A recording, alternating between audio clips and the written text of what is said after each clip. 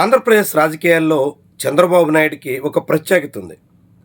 చాలా సందర్భాల్లో ఓడిపోతామని తెలిసిన పోరాడడానికి ఆయన వెనకాడరు. ఓడిపోయే స్థితి నుంచి కూడా ఎలా పుంజుకోవాలి, ఎలా విజయాన్ని కైవసం చేసుకోవాలి అన్న దాని గురించే ఆయన ఆలోచిస్తూ ఉంటారు. అందుకు చాలా ఉదాహరణలు చెప్పొచ్చు. 2000 సంవత్సరంలో వైఎస్ జగన్మోహన్ రెడ్డి ముఖ్యమంత్రిగా ఉండగా ఆంధ్రప్రదేశ్ నుంచి రాజ్యసభకి 4 సీట్లకు ఎన్నికలు జరిగాయి. అప్పట్లో తెలుగుదేశం పార్టీకి 23 మంది మాత్రమే ఎమ్మెల్యేల మద్దతు ఉంది. అందులో కొందరు వైఎస్ఆర్సీపీ వైపు జంప్ చేయడంతో తెలుగుదేశం బలం కుచించుకుపోయింది. అయినా ఓడిపోతామని తెలిసిన వర్ల రామయ్యతో నామినేషన్ వేయించి ఏకగ్రీవం కాకుండా అడ్డుకున్నటువంటి ఘనత చంద్రబాబు నాయుడుది. అంతేకాకుండా 2023లో అయితే వైఎస్ఆర్సీపీ జగన్మోహన్ రెడ్డి అధికారంలో ఉండగా ఎమ్మెల్సీ ఎన్నికల్లో తెలుగుదేశం పార్టీకి అవకాశం లేని చోట కూడా పోటీ పెట్టి వైఎస్ఆర్సీపీకి చెందిన 4 ఎమ్మెల్యేలని ఆపరేషన్ ఆకర్ష్లో తన వైపు మళ్లించుకోవడం ద్వారా ఆ ఎమ్మెల్సీ స్థానంలో వైఎస్ఆర్సీపీని కంగు తినిపించి తెలుగుదేశం పార్టీ గట్టెక్కినటువంటి చరిత్ర కూడా ఆంధ్రప్రదేశ్లో ఉంది.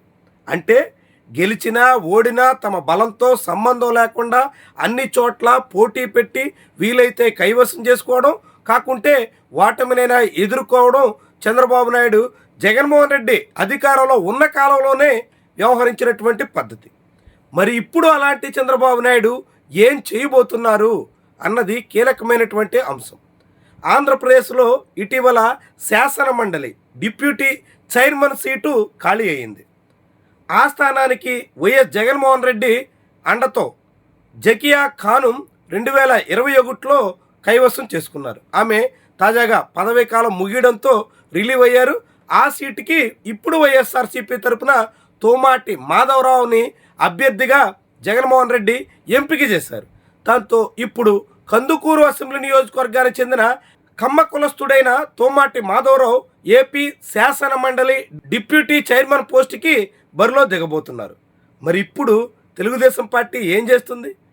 తోమాటి మాధవరావు మీద అభ్యర్థిని పోటీలో పెడుతుందా? ఆయన విజయం సాధించకుండా అడ్డుకోగలుగుతుందా? అలాంటి ప్రయత్నం చంద్రబాబు నాయుడు చేస్తారా?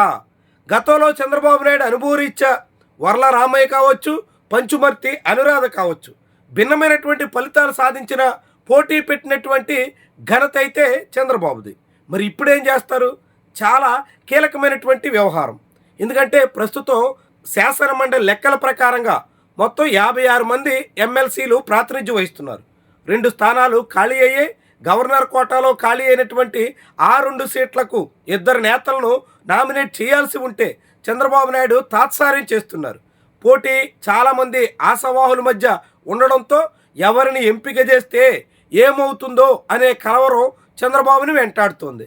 ఆ క్రమంలోనే కొత్త ఎమ్మెల్సీని ఎంపిక చేయలేక ఆయన నాంచివేత ధోరణిలో సాగుతున్నారు.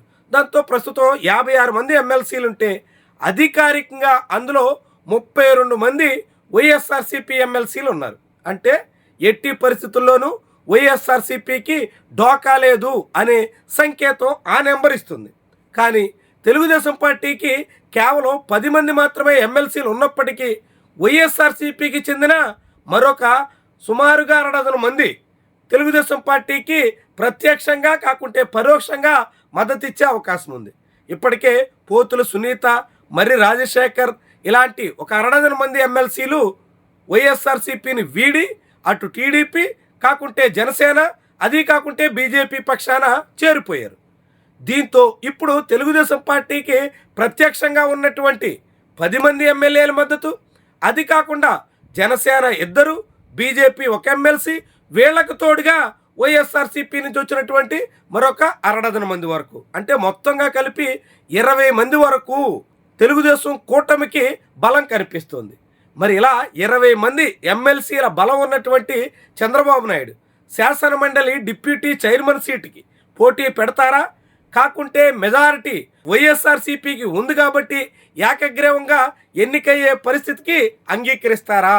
చూడాలి. మరి రాజకీయంగా చంద్రబాబు నాయుడు లక్షణం కానీ ఆయన వ్యవహార శైలి కానీ చూస్తే ఖచ్చితంగా పోటీలో పెట్టాలి. కానీ పోటీలో పెడితే ఇప్పుడు అధికారంలో ఉన్నారు కాబట్టి పరాభవం ఎదుర్కొంటే అది పబ్లిక్లో అనేక రకాలుగా తప్పుడు సంకేతాలు పంపిస్తుంది అనే బెంగ అయితే కూటమి నాయకత్వాన్ని వెంటాడుతుంది. కాబట్టి పోటీ పెట్టి చేతులు కాల్చుకునే పరిస్థితి వస్తే మాత్రం అది చాలా తీవ్రమైన భంగపాటుగా మారుతుంది. కాబట్టి అక్కడి దాకా వెళ్ళకూడదు అని కూటమిలోని అత్యధికులు ఆశిస్తున్నారు. మరి చంద్రబాబు నాయుడు దానికి సిద్ధమవుతారా? కానీ చివరి వరకు వైఎస్ఆర్సీపీకి చెందిన అనేక మంది ఎమ్మెల్సీలకి గాలం వేసే అవకాశం ఉంది అనే మాట అయితే వినిపిస్తుంది.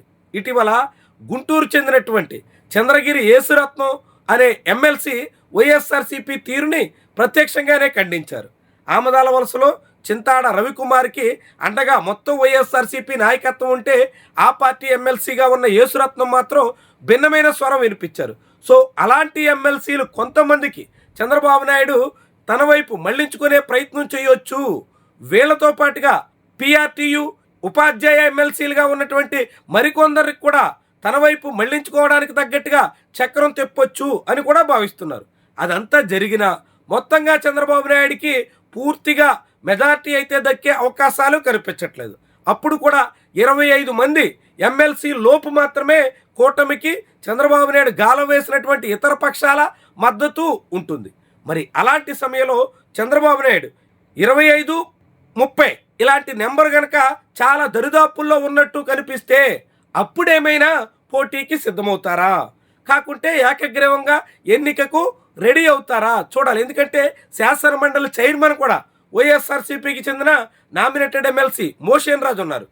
కొయ్య మోషన్ రాజు ఇప్పటికే తెలుగుదేశం పార్టీకి కొరకరాని కొయ్యగా మారారు. అనేక సందర్భాల్లో తెలుగుదేశం పార్టీ మంత్రులు సైతం శాసనమండలిలో అసహనం ప్రదర్శిస్తున్నప్పటికీ మోషన్ రాజు మాత్రం తగ్గేదేలే అన్నట్టుగా సాగుతున్నారు. చాలా విషయాల్లో తెలుగుదేశం పార్టీ ఎమ్మెల్సీలు మంత్రుల సహనానికి పరీక్ష పెడుతున్నారు. ఈ క్రమంలో ఇప్పుడు డిప్యూటీ చైర్మన్ పోస్టుకి నిజంగానే ఎన్నిక జరగాల్సి వస్తే వైఎస్ఆర్సీపీ తన అభ్యర్థిగా తోమాటి మాధవరావు పేరుని అధికారికంగా ప్రకటించింది. వైఎస్ జగన్మోహన్ రెడ్డి నేతృత్వంలో జరిగిన శాసనసభాపక్ష సమావేశంలో ఈ మేరకు నిర్ణయం తీసుకున్నారు. దాంతో ఇప్పుడు తోమాటి మాధవరావు మీద కమ్మనేత మీద తోమాటి మాధవరావు మీద తెలుగుదేశం పార్టీ పోటీకి దిగుతుందా? కాకుంటే కమ్మ కులస్తుడైనటువంటి నేత విషయంలో పోటీకి దూరంగా ఉండి ఏకగ్రీవానికి మద్దతు ఇస్తుందా? ఇది చాలా ఆసక్తికరమైనటువంటి అంశం, రాజకీయంగా ముఖ్యమైనటువంటి పరిణామం. విపక్షంలోనే ఉండగా పోరాడినటువంటి చంద్రబాబు నాయుడు అధికారంలో ఉండగా చేతులు ఎత్తేస్తారా? ఏకగ్రీవానికి మార్గం సుగమం చేసేస్తారా? కాకుంటే ఇప్పుడు కూడా పోటీ పెట్టి చివరి వరకు ప్రయత్నం చేసి వైఎస్ఆర్సీపీ ఎమ్మెల్సీలకు గాలం వేయడానికి వెనకాడకుండా ప్రయత్నిస్తారా? చూడాలి. మరి ఏమైనా ఇది రాజకీయంగా ఒక కీలకమైనటువంటి పరిణామం అని మాత్రం మనం చెప్పొచ్చు.